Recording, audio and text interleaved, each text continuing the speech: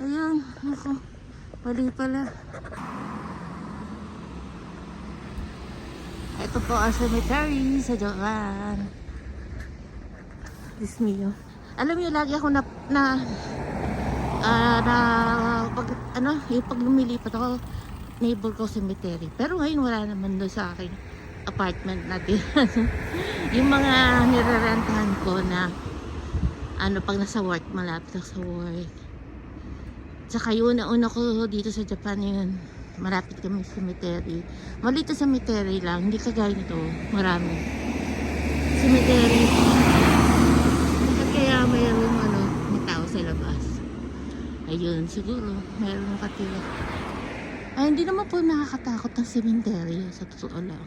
Noong una, kakatakot. Pero hindi, bata nga kami. Bahay ng lola ko, malapit sa cemetery. Pero kinakatakot.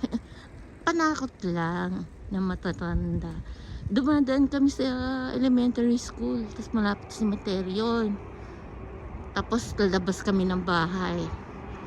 Mapunta kami ng bayan. Tapos dadaan kami,